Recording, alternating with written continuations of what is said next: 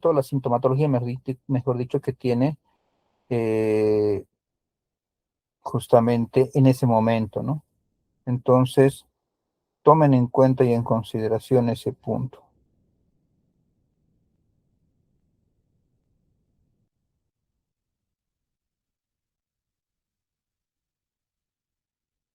Ya. Entonces, ¿por qué lo voy a tomar en consideración? Porque me va a ir ya guiando qué lesión puedo tener. ¿Qué les dije el otro día cuando llevamos coma, se acuerdan?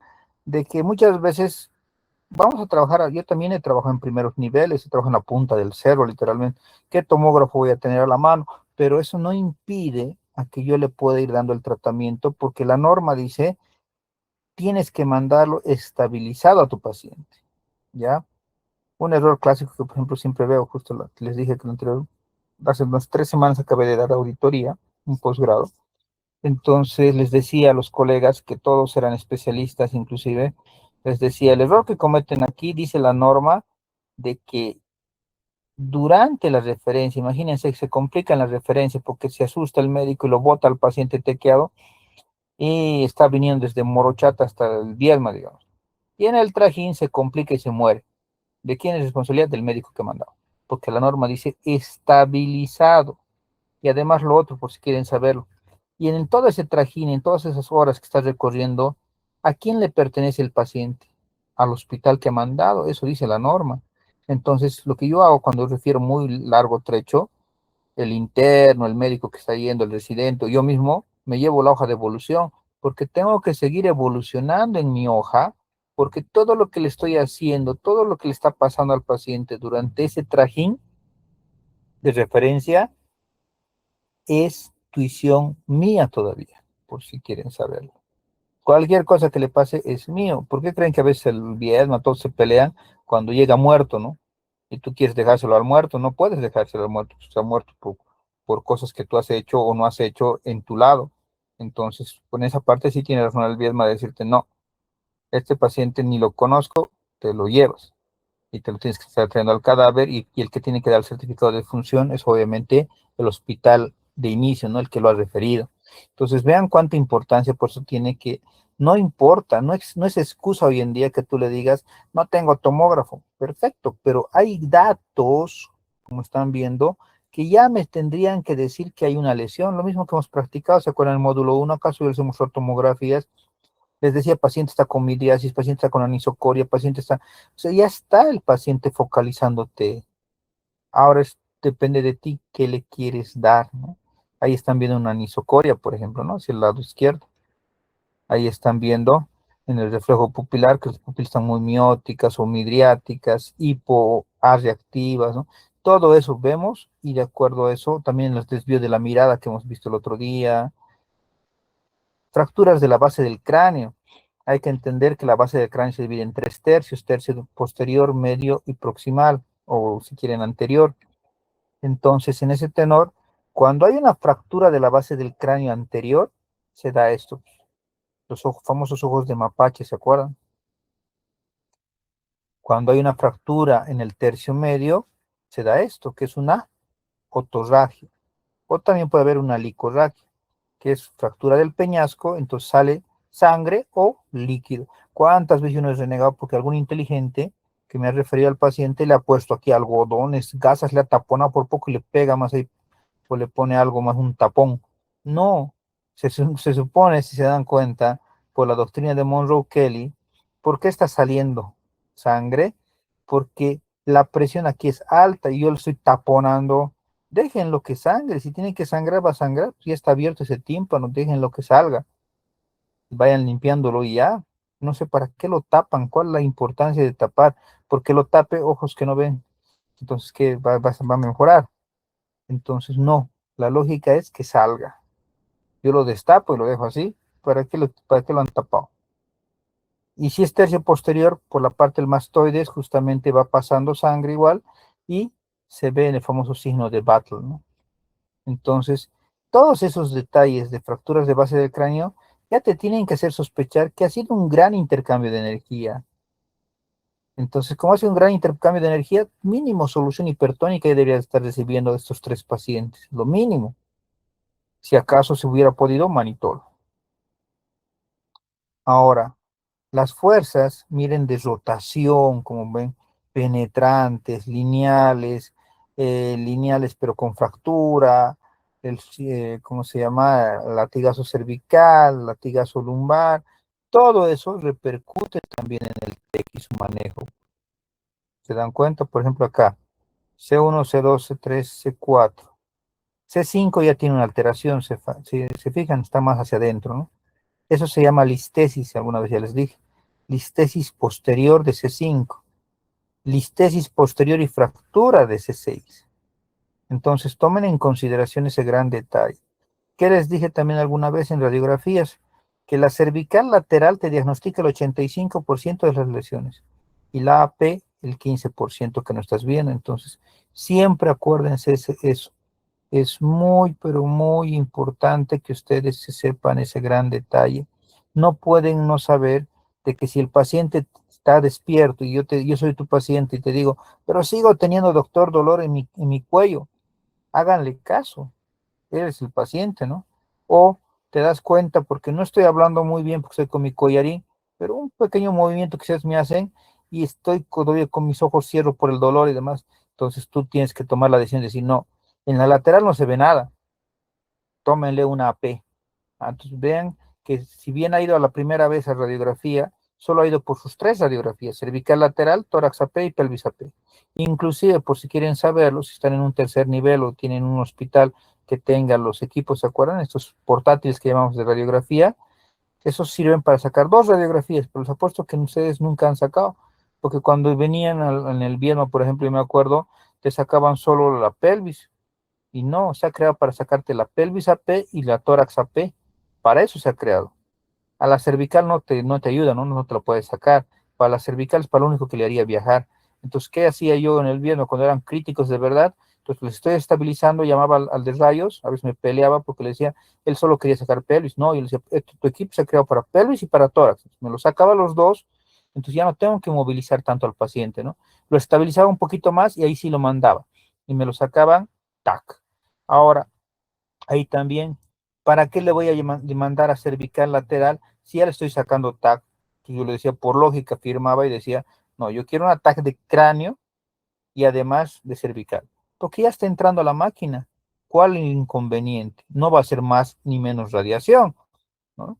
Entonces, dense cuenta la importancia que tiene por el movimiento mismo. Entonces, si hacen eso, no tendrán que llevarlo a las 1001 veces tampoco a imagenología. Dentro de las clasificaciones.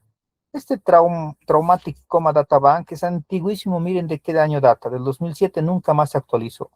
Y te divide a estas alteraciones en LED 1 cuando están por fuera del cráneo, LED 2 cuando están dentro del cráneo, o sea, por dentro de la bóveda craneal, LED 3 cuando son muy graves, como el edema generalizado que están viendo, LED 4, 5 y 6, que son ya alteraciones más graves que toman tanto lo de adentro como lo de afuera, como están viendo en esas imágenes.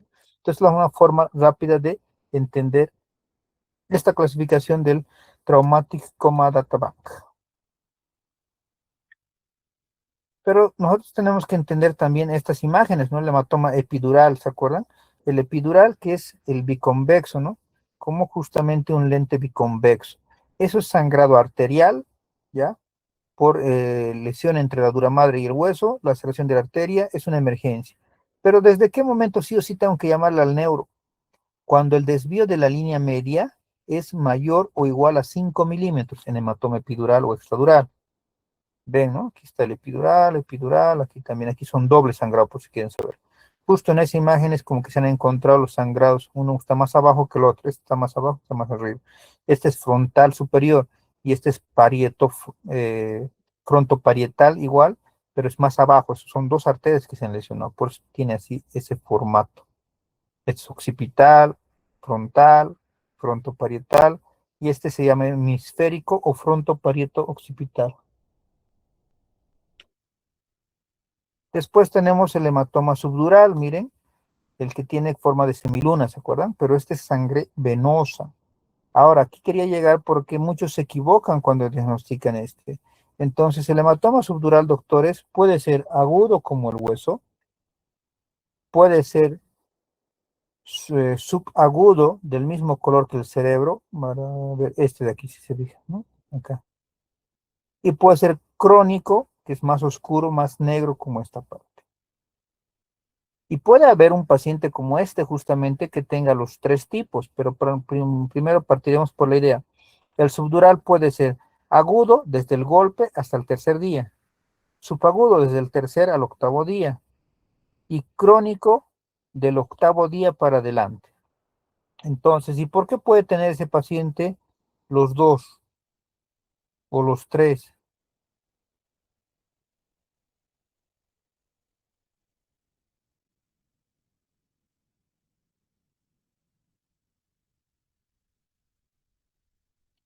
Porque es la lógica, miren, está en el tomógrafo, ¿no? Están mirando hacia arriba, se ubica, ¿no? Entonces, por mala pata, mal manejo o algo ha pasado y ha vuelto a sangrar. Como es sangre y por gravedad ha caído hacia atrás. Por eso, miren, es agudo aquí. Entonces, ¿cómo lo describirían esta tomografía? Yo diría, presenta el paciente un hematoma hemisférico del lado izquierdo o si quieren frontoparieto-occipital, que en su parte más posterior o si quieren en su mitad posterior es agudo, en su, si quieren, en su tercio medio, si quieren, eso crónico, y en su tercio más anterior o en su parte más anterior es subagudo. Puede tener los tres, tiene todo el derecho de la vida de tener los tres. Tiene un desvío de la línea media, edema generalizado. ¿Se han fijado? Aquí igual tienes dos, agudo y subagudo. Ahora aquí, miren, este de aquí es más interesante. Tiene bilateral, ¿se fijan? Es agudo solamente en el lado izquierdo, pero en el lado derecho está agudo y crónico. ¿Por qué aquí no ha pasado lo mismo que acá? Porque aquí ha debido todavía haber espacio, como les dije que hay un gran espacio, ¿no? Cuando son muy mayorcitos, muy añosos, entonces por ahí ha llegado la sangre a taparlo todo, ¿no? En cambio acá, todo esto ya se ha vuelto coágulos. Entonces no ha podido pasar, porque está por gravedad igual debería haber pasado. No ha pasado porque todo esto ya está coagulado. Es coágulo, es crónico, ¿no? Entonces, no sé si se ha entendido eso del subagudo. Tienen que aprenderlo porque mientras piensan en alguna pregunta, hay algunos que ni siquiera lo diagnostican porque a veces no se ve bien. Yo como me doy cuenta los subagudos por el desvío de la línea media y el cierre de los ventrículos laterales. Aquí parecería que no hay nada, pero ¿por qué está así, no? Entonces, miren, aquí está el hematoma subdural, está en este lado y es hemisférico. Aquí lo mismo, aquí lo mismo, solo que aquí es subagudo, ¿se fijan? La mayor parte es subagudo, pues pareciera que no tiene nada, pero hasta aquí es, el cerebro está hasta aquí donde está el puntero. Entonces, claro, en algunos es bien obvio, como en este caso, ¿no? Pero va a haber algunos en los que, por ejemplo, acá no se nota bien y es grande, desde aquí está, miren, esto es el hematoma.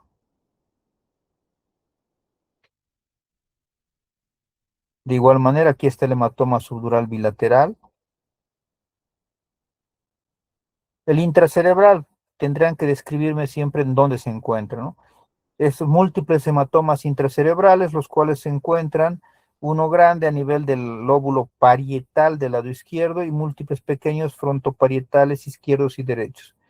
Tienen halos isquémicos, tienen halos de edema al general o oligoemia y edema generalizado, ¿no? Y hay una zona grande de isquemia en la zona occipital.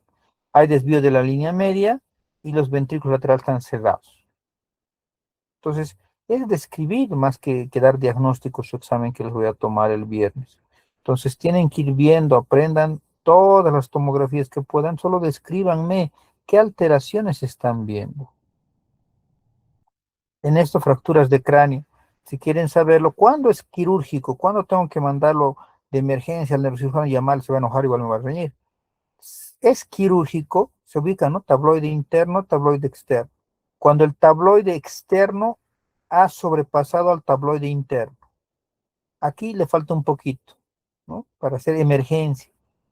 Pero lo que le vuelve emergencia aquí es este hematoma que tiene la pava. Pero imagínense que le hubiera pasado esto a un añoso de 80 años. No le estaría ni tocando al cerebro y no había ni sangrado, ¿se dan cuenta? Entonces sería más estético. Y es la verdad. Hay muchos pacientes que yo les he dicho lo mismo, les he dicho, miren, la fractura que tienes va a ser más estética. O sea, ahorita no es una emergencia, por consulta de neurocirugía vas a ir, vas a sacar tu fichita, él te va a decir cuándo y ya, te operan, terminó la historia.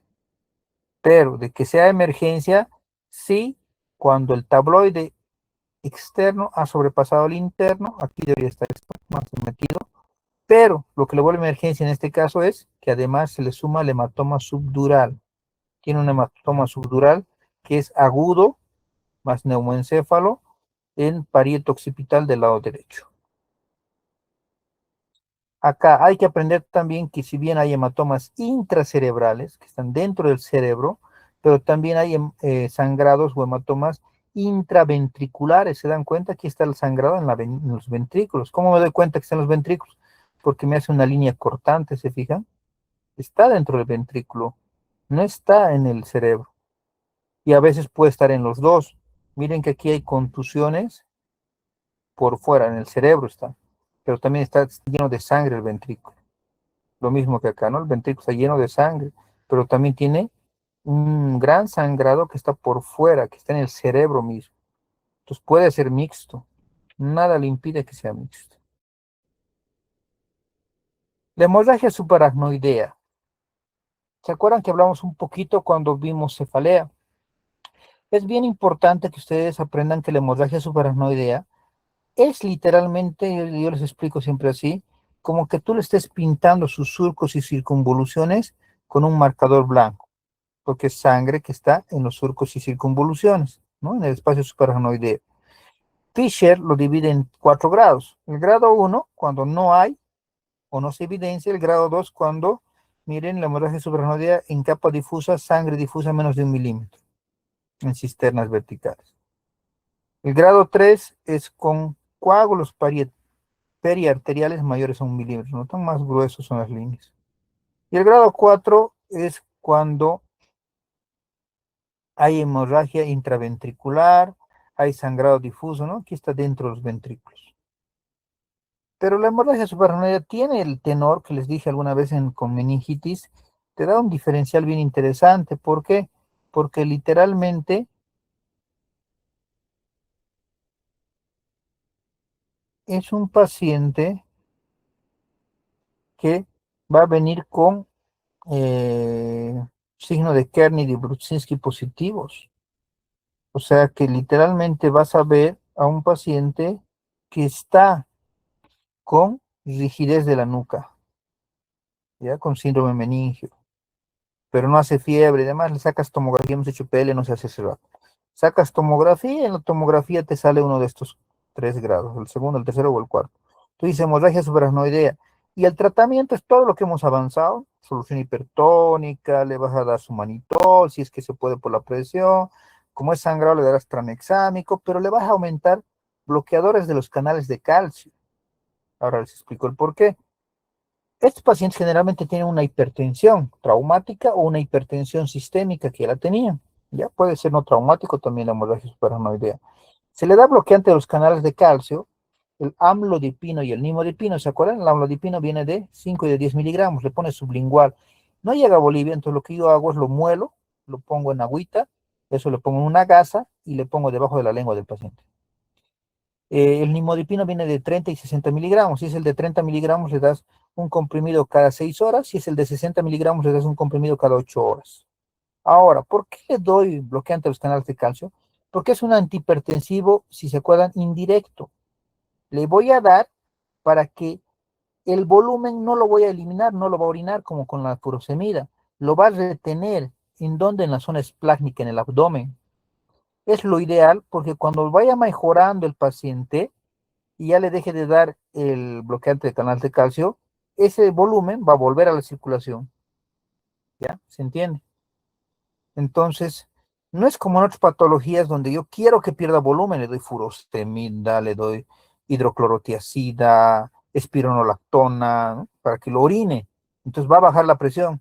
En estos pacientes, como es neurocrítico, te hace pues ese hecho tan raro de hipertensarse y potensarse continuamente. Entonces, ¿qué preferible? Que tenga ya el volumen, porque se va a ver ridículo, ¿no? Le quito volumen y ese rato, no, póngale volumen, póngale cristaloides, 2 días, 3 días, ¿no? ¿Cuál sería la lógica? Entonces, en estos pacientes se usa eso, secuestrar, perdón, el líquido, el volumen en la zona esplácnica. Le voy a dar analgésicos y corticoides, obviamente, ¿no? Entonces ahí está, ¿notan? Siempre sigue a los surcos y circunvoluciones. Así bonito se ve blanco, persiguiendo los surcos y circunvoluciones. Aquí, ¿notan? Está tomando el polígono de Willis, por ejemplo, ¿no?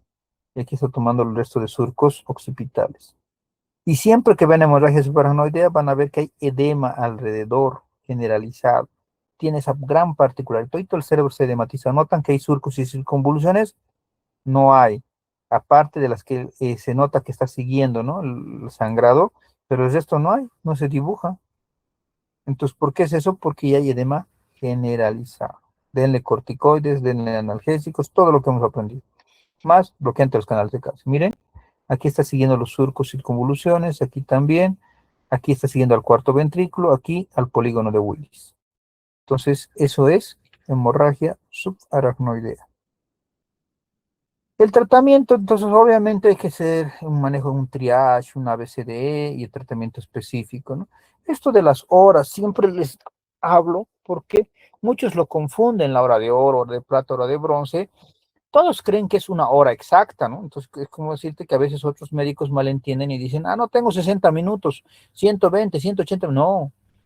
El error que se cometió cuando se habló de hora, en realidad mal traducido por los latinos, los gringos dijeron time, entonces como tiempo, no dijeron hora. Nosotros lo mal traducimos, dijimos hora de oro, no, decía time.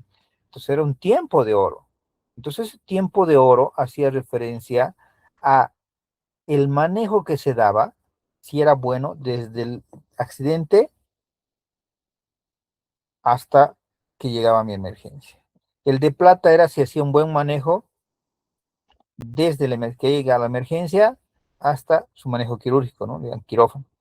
Y el de bronce, cuando todo ha sido un mal manejo, ¿no? Ha sido mal manejado en el lugar de los hechos, en la emergencia, y ya solo está tratando de hacer lo que se puede en el quirófano, ¿no? Entonces, a eso hace referencia eso de las horas. Entonces, el tratamiento, ustedes ya saben, es literalmente tener una atención adecuada en el lugar, protocolos de manejo en la emergencia, en la terapia, en quirófano, todo tiene que salir bien. Es tanto así que obviamente hay que tomar en cuenta que las presiones, la PAM no tiene que ser tan alta, ya hemos dicho, tenemos que ver la saturación de oxígeno que tiene que ser la ideal, no la más alta, pero también hay que tomar en cuenta la terapia hiperosmolar. Ahí está la dosis del manitol de 0,25 a 1 gramo kilogramo peso, pero siempre se los digo de esa manera, no den manitol si no tienen buena presión, lo van a terminar de matar. Por lo cual yo prefiero solución hipertónica. No se asusten de los, si saben ya preparar, ya les he enseñado 1000 veces, llega el paciente politraumatizado, ya díganle que prepare, porque tardan en conseguir las ampollas de cloruro de sodio y todo el show. Entonces, que lo preparen ya, apenas ya me han dicho de que está viniendo el paciente, ya está llegando, qué sé yo, entonces ya estoy preparando mi solución hipertónica, que lo va a ir por una vía en 15 minutos, que es lo más rápido que puede pasar, para que no te dé milenolipontina, y por la otra vía ya le voy a dar carga si es que necesita, y si no necesita, le voy a dar Maric, ¿no? En 1 hora o en 2 horas. La hipotermia, por muchos años, al igual que lo que hemos visto, ¿se acuerdan? De post-paro cardíaco, se decía que hay que enfriar al paciente, no va bien, pues ya no se hace. En lo que se refiere a profilaxis antibiótica, no olviden que siempre hay que dar profilaxis antibiótica. Ya habíamos dicho, ¿se acuerdan? En el primer día les enseñé ceftriaxona, y si hay neumoencéfalo, metronidazol más. Profilaxis de trombosis venosa profunda, ya les he explicado. Esto no va a menos que verdaderamente tengas un equipo comprometido y que, como les decía ese día, cada hora o 45 minutos estés desvendando, luego vendando, ¿no? Si no, eso es lo que funciona mejor. Masajeadores. Sistemas de medición para la PIC, ¿no? Hay en Cochabamba, hoy en día les puedo decir que sí hay, conozco gente, terapistas que ya se han ido a traer desde el extranjero y demás. El mejor siempre va a ser el intraventricular, ¿no? Es un huequito y literalmente ecoguiado llegas ahí. Hay ya el transductor, cuesta carísimo, eso sí les puedo decir y garantizar, cuesta muy caro. El equipo y por lógica el medirle cuesta caro. tomando en cuenta que estás metiendo a su cerebro, puede haber daño igual del cerebro, un show es, por si acaso. Por eso mismo el neurocirujano te cobra carísimo, el terapista igual que pone te cobra caro. O acuérdense que ese transductor solo se va a usar para ese paciente, se desecha después por si acaso. Entonces, no es tan fácil como ustedes creerían, como en el extranjero, ¿no? Cuando yo estaba en el extranjero, justo el año pasado fui a hacer un curso de terapia argentina, y llegaba pacientes, rato ya todo el mundo corría a su sala de stroke, entonces entrábamos, ya le estaba poniendo el terapista o el neurocirujano ese rato, ya le estaba poniendo su sistema de medición de PIC, así rápido y violento, no le preguntaban si tiene plata o no tiene plata y demás, ¿no? En el público me refiero. Entonces estaba perfecto, pero acá no hemos llegado todavía a ese tenor. ¿Pero qué se puede hacer de manera indirecta? Sé que muchos les han enseñado, ver la mácula, ¿no? Ver el edema de mácula. Fondo normal y aquí está la mácula, ¿no? Edematizado. Pero el famoso papiledema, el edema de la mácula, literalmente se ve al cuarto día, eso nunca lo olvide. Van a querer verme desde el inicio. Pues, ¿qué podemos hacer? La ecografía. Ya hace ecografía, miren, por encima del párpado, ¿no? Estamos viendo el globo ocular con el transductor y lo que voy a ver es esto, el nervio óptico y lo mido, ¿ya? Entonces, miren, ya se ha hecho trabajo, está validadísimo. Entonces, cuando tú ves el nervio óptico de 3 milímetros, significa 8 de PIC. 6 milímetros, 25 de PIC. 8 milímetros, 37 de PIC. ¿Se acuerdan? Que por lo menos deberíamos mantener un tequeado entre 14, 15, ¿no? Entonces, ya saben cuánto tiene que ser ese nervio óptico. Entonces, no es difícil, pero obviamente hay que hacer práctica, ¿no? Entonces, monitorizándolo, hay que mantener pics menores a 20, ideales de 14, 15, les decía. Obviamente hay que sedarlo, cuidado que no lo ceden porque está intubado las más de las veces. El paciente, acuérdense que va a convulsionar, porque ese sangrado, esa isquemia no es normal, va a convulsionar y va a ser peor, se nos va a complicar más. En la nutrición siempre es mejor nutrición enteral, comenzar lo antes posible, pero mientras tanto pueden ponerle parenteral. Ya hemos hablado de anticonvulsivantes, yo uso más hidantina porque es barato y hay en todo lado, fenitoína, es un poquito caro, pero a veces la verdad es que nadie tiene, no hay. Esteroides, ya les enseñé a usar dexametasona, metilprednisolona ideal. Del ataque cerebral y la pica elevada, acuérdense que si se lo van a quedar un paciente tequeado, moderado para adelante, o sea, moderado a grave, quédenselo si tienes un tomógrafo a la mano, ya sea público o privado, pero tienes tomógrafo, perfecto, quédatelo. Si no, no te lo quedes, tienes que referirlo. Error clásico, miren que el año pasado, sí, debe ser en junio, julio, un colega justo internó un TEC moderado, me pasan la guardia y al día siguiente en la visita, estábamos 3, 4 cirujanos pasando visita y nadie se daba cuenta, el paciente parecía dormido, yo les digo, doctores, no es normal, y veo la tomografía y le digo, ¿quién ha sido el inteligente que ha internado a este paciente? A salas generales, ni siquiera terapia, habiendo terapia en ese hospital, les digo, ¿por qué lo has subido a salas? ¿Has revisado cuánto de glass? Todo le he reñido al pobre, el ASO es el que lo había internado, porque no hay que meterse a algo que no sabes, y lo he dicho a la mala, ¿por qué? Porque ese paciente ha empezado en nuestro delante a convulsionar. Y todos como es clásico que odio. Está convulsionando y todo, no, no, esperen que termine de convulsionar. ¿Dónde dice eso? Paciente que convulsiona hay que frenarlo en seco, literalmente, ¿no? Lo agarro bien y ese rato diazepam intramuscular 5 a 10 miligramos le pongo. ¿Por qué? Ese cerebro se sigue golpeando contra el hueso, ¿se dan cuenta? Entonces, dense cuenta de que no se agarren pacientes tequeados si es moderado para adelante, si no tienes control tomográfico por lo menos mínimo cada 8 horas, te lo vas a agarrar. Entonces, no es nomás también agarrarte, internarte al tequeado, puede descompensarse y va a ser una atrocidad, ¿no? Aquí es para mostrarles una tomografía donde es un trauma penetrante y tiene hematomas, hematomas, contusiones alrededor y alrededor de eso edema, alrededor de eso isquemia, ¿no? Perdón, isquemia, alrededor de eso todo edematizado casi. Hay que tratar también de darle, si fuera un TEC leve, medidas antiedema, poder ponerle, por ejemplo, posición semifowler, Fowler, tratamiento quirúrgico, craniotomía, craniectomía, se le ofrece siempre al paciente para poder bajar la presión. Algunas veces el mismo neuro te va a decir, no, esto para mí que se va a reabsorber, entonces no haremos todavía la cirugía. Entonces, ya, pero él manda, no es su área, ya no me meto.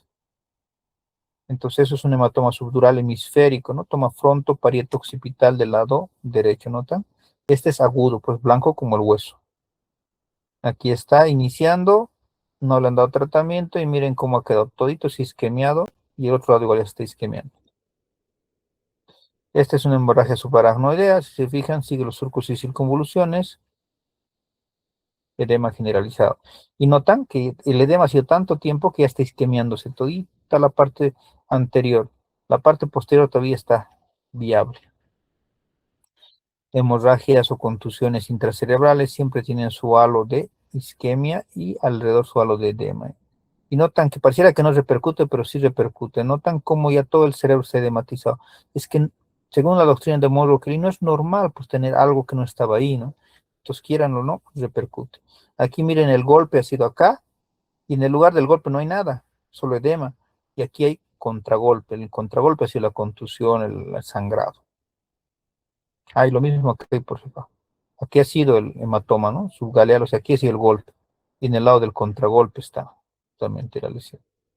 Múltiples contusiones, hematomas epidurales, en otro corte, corte coronal, hematomas epidurales, ¿no? Entonces, el hematoma epidural es de origen arterial, pacientes jóvenes, seleccionado fracturas. Siempre nos dicen, no es periodo de luce. El paciente entra caminando, no te has dado cuenta y el paciente muere después a los minutos. Tienes que darte cuenta de signos sugestivos, focalizaciones, la cinemática del trauma. Es una urgencia quirúrgica. Les dije que el hematoma epidural 5 o más milímetros de desvío de la línea media es quirúrgico. Y el subdural es 10 o más milímetros de desvío de la línea media es quirúrgico. Más epidurales. Y aquí se ve bonito el subdural. Miren, es agudo, subagudo, ¿notan? El mismo color que el cerebro y el crónico, ¿no? Mismo paciente, ha pasado por los tres, pero se le ha ido dando tratamiento, entonces por eso es que no ha isquemiado el resto del cerebro. Podía hacerlo, ¿no? Es grande.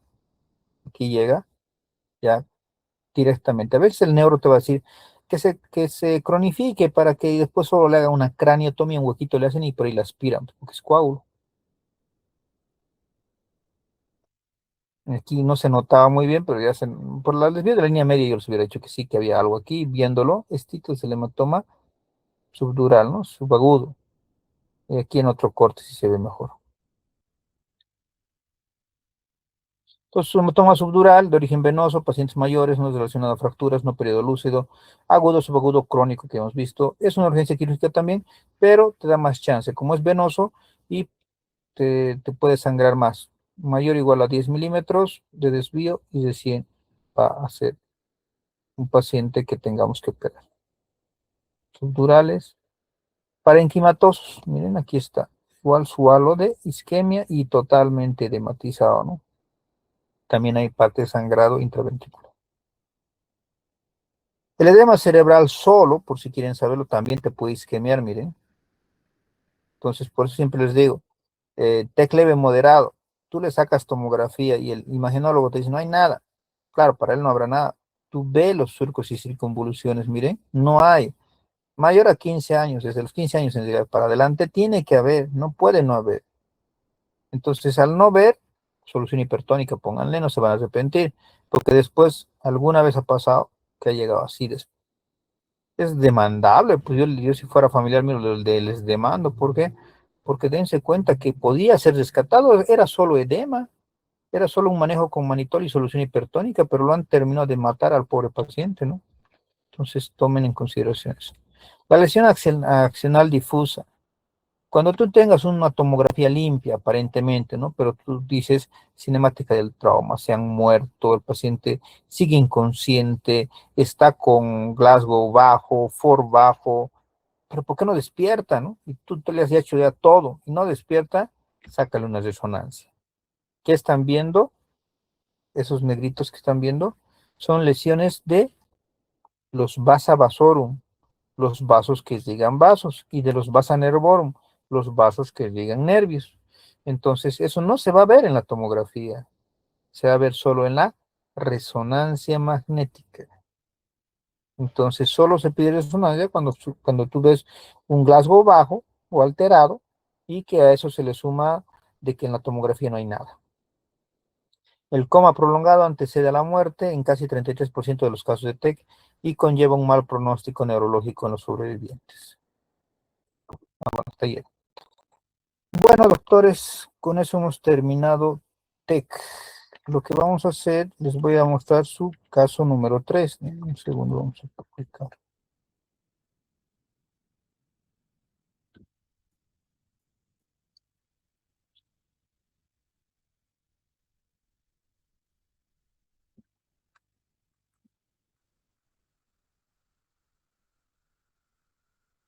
Me avisan cuando se esté publicando, que no esté bien.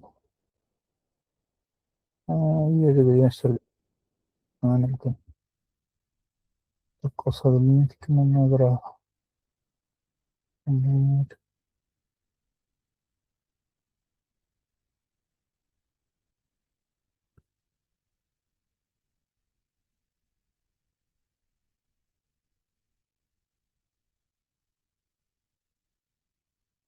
Ya lo deben estar viendo, ¿no? Entonces, saquen un screenshot, doctores. Este es su caso número 3. ¿Se ve, doctores, la pantalla?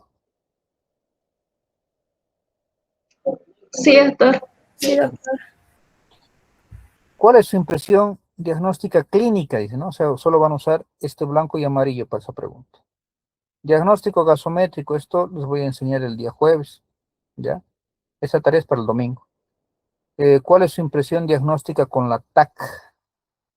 Aquí está la tomografía y el manejo por minutos del minuto 0 al minuto 7, ¿ya? Entonces, vayan trabajándolo. La gasometría les enseño el día jueves, ¿ya? Vayan trabajándolo, todo es personal por si acaso. Ya no es nada de grupos, todo es personal, vayan haciendo sus trabajos. El día jueves vamos a ver trauma raquimedular, les voy a enseñar gasometrías, cómo se lee, y con eso estamos listos para el viernes, ¿ya? ¿Alguna duda, pregunta? ¿Nada? ¿Seguros? Doc, Vale, háblame porque sabes que... sí, una duda. ¿En qué caso o en qué momento puedo administrar o no se puede a la par idantina y diazepam? No es que no puedas, sino que más bien alguna vez lo vas a hacer. Mira, yo tenía un paciente, me acuerdo siempre, un niño que tenía 13 años, ni siquiera tenía que estar en el Vietnam, me acuerdo. Yo estaba todavía, creo, de R1. Y el neurocirujano que lo estaba manejando no se animaba a operarlo, entonces era un maso tumoral gigante, casi era todo mi puño. Entonces, cuando llegaba a internarse, justo llegaba a mis guardias ese niño, y convulsionaba, que no tienes idea, no había cómo frenarlo, es que la masa era muy grande. Entonces, yo le ponía ya hidantina de entrada, ¿no? Por sonda y todo, como les enseñaba. Un poquito calmado, pero a la par tenía que ponerle fenitoína endovenoso, igual, poquito calmado. Y a la par tenía que poner el diazepam, pues me lo quedaba en la emergencia, yo no subía a piso. Entonces mira que a ese niño le ponía las tres cosas y recién como que mejoraba. Entonces mucho va a depender, y además es un factor de mal pronóstico el hecho que tengas que necesitar tanta cosa. ¿Se dan cuenta? Entonces más de una droga para frenar convulsiones es un factor de mal pronóstico. O sea, dense cuenta de que el paciente está muy mal. Esa masa es muy grande. Inclusive, como les decía hace rato, por más que esté en el primer nivel y no tengo tomografía, lo voy a referir, ¿no? Pero lo que se olvidan siempre los médicos que refieren es que no le ponen nada para las convulsiones. Y a ustedes les ha oído pasar, yo también soy interno, ¿no? Nos hacen referir y en medio del trajín que estamos llevando empieza a convulsionar y no tengo nada, no me han mandado con nada. Entonces, siempre tienes que iniciarle el tratamiento para también las convulsiones. Y como te decía, es normal que vas a tenerlo con fenitoína o con hidantina y que tienes que llevarte nomás tu diazepam porque Si sigue sangrando, no les da un buen tratamiento, no lo has estabilizado bien, si sigue habiendo mayor cantidad de sangrado o el ACV isquémico está aumentando de tamaño, por lógica nomás va a convulsionarte otra vez. Entonces, ante un mal manejo de inicial de estabilización, sí o sí vas a necesitar diazepam. Y lo otro puede ser que lo has manejado bien, pero que la masa es muy grande, ¿ya? O sea, tanto el isquémico o el hemorrágico, pero es muy grande, entonces sí o sí vas a necesitar diazepam. Y obviamente, si vas a necesitar diazepam, lo mejor hubiera sido que lo intubes, ¿no? Así le pones fentamida y con fentamida va a estar más dormido y te conviene, porque va a ser peor. Pues en el trajín, cuando convulsionan, se han visto, vomitan, pues. Tienen reflejo nauseoso, tienen emesis, se va a broncoaspirar y chau paciente. Entonces hay que tenerle mucho cuidado y respeto a los pacientes neurocríticos. Siempre, siempre tienes que ponerle como parte de tu protocolo un anticonvulsivante. ¿Algo más que quieran preguntar? Creo que no. Doctor, buen día. Una pregunta, no entendí muy bien si es que hay un cambio en el manejo cuando encontramos en la TAC un hematoma subagudo o crónico. No, es el mismo. Es el mismo, ya. También de la ecografía para medir la presión intracraneal, ¿en qué momento lo tenemos que realizar? ¿Es necesario realizarlo en la emergencia ahí? Claro. En realidad, o sea, mmm, para que me entiendas, lo bueno de la ecografía es que lo puedes hacer 1000 veces, ¿no? Todos lo podemos hacer, eso es lo bueno. Pero tienes que empezar a hacerlo, cosa de que ya sepas cómo se ve el nervio óptico, ¿no? Pero es bien sencillo, si has visto la imagen, no es muy difícil. Entonces, eso se empezó a hacer justamente porque varias emergencias, a veces hasta el tercer nivel, ha sabido pasar los que han hecho en el Viedma, hasta el tomógrafo se arruina, pues, ¿y ahora qué hago? No tengo nada como medir, ¿no? Entonces, pero ya es obvio, o sea, lo que quiero que me entiendan y se entienda es esto.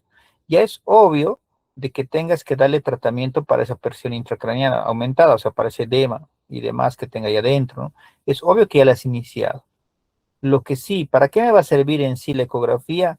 Para ver si el manejo que le estoy haciendo del edema es bueno, para saber si el manejo que estoy dando para esa pica aumentada es bueno. Para eso le estoy haciendo ecografía del nervio óptico. Entonces, eso sí tiene que entenderse muy bien. O sea, no es que le estoy haciendo para iniciarle tratamiento, no, es solo para ver la evolución del paciente. ¿Ya? Entonces, continuamente, generalmente yo les hago hacer, digamos, cuando yo tengo el ecógrafo, a veces hay algunas emergencias que tienen ecógrafo a la mano, ¿no? Entonces les enseño a hacer ahí al interno, qué sé yo, al estudiante, y le digo, vas a hacer esto. Como ya le he enseñado a hacer, entonces le digo, jugate eso cada 5 minutos y me avisas cuando aumente. Entonces está ahí jugando y demás. Entonces, pero obviamente el manejo que ya le he dado es el ideal. ¿Por qué? Porque como les decía a ustedes, yo les doy solución hipertónica, le doy corticoides de inicio y a eso apenas puedo, ya le he hecho comprar Nora, trato de no usar dopa, ustedes saben que no me agrada a mí la dopa, entonces trato de conseguir noradrenalina, entonces ya le inicio un gamaje bajo y a ese rato ya tengo también el manitol y ya también le inicio eso más, entonces es obvio que cuando tú llegues como neurocirujano, tu pic está por lo menos ya en 16, 17, o sea, está muy bien. Entonces, ¿qué neuro no va a querer entrarle ese rato? Y les conviene, no sé si han entrado a cirugías de neurocirugía, cuando entras así a un paciente muy edematizado, con una PIC muy alta, hasta el cerebro se sale, ¿no? Por el huequito, literalmente. Entonces, es un edema tan grande que no te deja hacer nada, pues. Por eso es que alguna vez he visto no es una buena teoría, ¿no? Pero he visto algún neurocirujano que te hace craniectomía bilateral, ¿no? Te saca hueso de los dos lados de tu hemisferio, ¿no? Del derecho y del izquierdo. No es lo ideal tampoco, pero bueno, también es una opción que está descrita, así que bueno, también se puede hacer, ¿no? Pero eso no es para nosotros, es para el neuro. Pero si nosotros le damos al paciente un bien preparado, no es necesario que haga tanta cosa. A veces directamente ya está bien desedematizado cuando entran a quirófano. Entonces va, quema las arterias que están sangrando y termina la historia, se lo pone su cráneo inclusive a su lugar y perfecto y todos salimos bien. Entonces, la lesión secundaria es la que nosotros estamos cuidando, ¿no? Esa otra parte es del neurocirujano. Pero como te digo, entonces, si hacen eso, no es necesario estar midiendo constantemente la PIC. Ya sabes que cómo está yendo, pero a ti te va a ayudar tiene que ser un arma más que tú tienes que tener para saber también si estás haciendo bien. Imagínate que no tengas manitol, o no tienes nora, o no tienes ni adrena, o ni dopa para aumentar presión, no te animes a usar manitol. Ahí solo usas solución hipertónica, que puedes usarlo cada 4 horas, ¿no? Imagínate que no hay tu ambulancia, en el call center, el famoso call center te dice que no hay espacio, algo tienes que hacer, ¿no? Entonces puedes ponerle solución hipertónica cada 4 horas. Pero ahí sería que tú le estés evaluando constantemente. Gracias, doctor. Doctor, ¿a los cuantos minutos después del accidente ya el paciente empieza a presentar los signos de una fractura de cráneo, de fractura de base de cráneo? Y si es que llegase a tenerlo, ¿el manejo llega a cambiar? No, porque solo te está diciendo, o sea, de que ya estaba fracturado, ¿no? Era hueso, o sea, ya se ha fracturado. Lo que te quiero entender es que tú me estás diciendo de los ojos de mapache, de la otorragia y del batle, ¿no? Sí, Entonces, quiero que tú mismo te des cuenta de algo para todos. ¿Cuál es más fácil que salga? Literalmente, el que es más fácil es la otorragia. ¿Por qué? Porque se fractura el peñasco y literalmente la sangre es como que está pasando por ese hueco del peñasco, ¿no? Del temporal, y ya termina de salirse directamente, ¿no? Pero ese parece el más fácil. El que pasa más rápido, así hablando en tiempos, el signo de mapache es el que sale más rápido. Entonces, el signo de mapache, en tiempos, no hay un tiempo exacto, no que yo te diga 5 horas, no. Está descrito que el signo de mapache se ve entre la cuarta a la octava hora, ¿ya? Entonces, cuando te llega el paciente ya con signos de mapache, tú dices, no, este paciente ya tiene entre 4 a 8 horas que ha estado con TEC. Entonces hay que ser más agresivo porque ese edema está es mucho tiempo, ¿no? Ahora, en cuanto al signo de la otorragia, por eso te decía, pareciera que es más rápido, pero es más tarde todavía, está hasta las 12 horas. ¿Por qué? Porque no te olvides que tiene que hasta romper el tímpano. El tímpano igual tiene que romper para que pueda pasar ese sangrado. Y el que tarda más todavía en aparecer es el signo de Battle. El signo de Battle tarda entre 18 y 24 horas. ¿Por qué tarda 18 a 24 horas? Porque no te olvides, si se acuerdan, ¿no? Anatomía, el hueso que conforma la posmastoides son como celdillas, ¿se acuerdan? Entonces tiene que pasar todas las celdillas para poder después salir hacia lo que va a ser la piel. Entonces, más o menos esa es la cantidad de horas que se tarda en salir la sangre.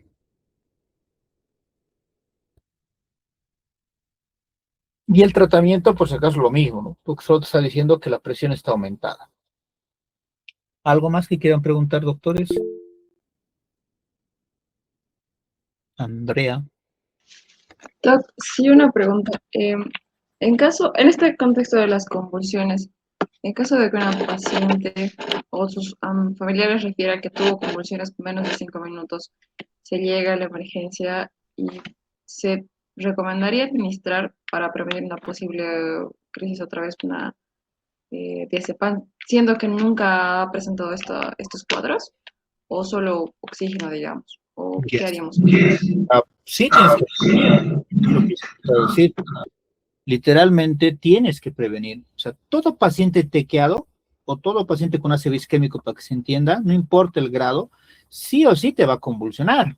O sea, es un hecho de que va a convulsionar. Ah, de que alguno que ustedes han tenido tener, tal vez nunca ha convulsionado, sí, también pueden tener la suerte de que no ha convulsionado, pero va a depender mucho de qué también, del tamaño de sus cerebros. O sea, no esperes que te convulsione muchas veces un paciente que es, que sé, 40, 50 años, ¿no? A menos que tenga contusiones, o sea, sangrado intracerebral, ¿me entiendes? Ahora, lo que tú me decías, ¿prevenirlo con diazepam? No. ¿Para qué lo vas a prevenir con diazepam? El diazepam empieza su accionar, su efecto al minuto 1, pero al minuto 3, 4 ya está a menos del 50% de su SIM, o sea que al minuto 10 ya no sirve para nada. Ah, entonces no le deberías de dar, o sea, no le hallaría yo para qué le darías diazepam. Lo que sí tendrías o podrías darle a goteo continuo puede ser midazolam más fenta, pero date cuenta que lo vas a deprimir el respiratorio, tendrías que haberlo intubado. O, o lo otro, deberías de darle hidantina si tuvieras, que es lo más barato, les decía, La tableta está por 2 pesos, creo, si mal no recuerdo, unos 50, 2 pesos. O fenitoína, pero lo que sí le decía a tu colega hace rato es que diazepam siempre tienes que tener a la mano. Ahora, si me dices que no tienes hidantina, no tienes fenitoína, ni modo, pues, no tengo ni midazolam, ni fenta, no tengo ni tubo endotraqueal, o sea, estoy en primer nivel literalmente. Lo único que me queda ahí sería tener diazepam a la mano, entonces como que estar listo, ¿no? A su lado del paciente. Está empezando a convulsionar, ese rato le estoy pasando su diazepam. Porque lo malo del diazepam es que como su tiempo de acción es muy corto, no te serviría para dejarlo o darle y con eso ya no convulsione. Va a convulsionar, ¿por qué? Porque su efecto es muy cortito, ¿no? Hasta el minuto 3, minuto 5 en el mejor de los casos. Eso es lo que yo haría, digamos. Tendrías que tener algo que te dure tiempito. ¿Algo más, doctores? ¿Nada? ¿Seguros? Bueno. Bueno, doctores, este es el tema de TEC. Han visto que es un tema bien largo, así como ácido isquémico, por eso les he tratado de mostrar igual tomografías. El tema que vamos a llevar el jueves es más cortito, es trauma raquimedular, no es tan largo. Sí les voy a mostrar igual radiografías, tomografías, para que vayan viendo igual cómo se ve, y clínica más que nada, ¿no? Pero lo que me interesa más el jueves igual a primera hora, para que vengan temprano, para que se conecten temprano. Hoy día esperé para que estén toditos. Igual voy a esperar el día jueves. ¿Por qué? Porque tienen que estar para poder ver gasometría. Porque a partir de ahora les voy a poner siempre gasometría.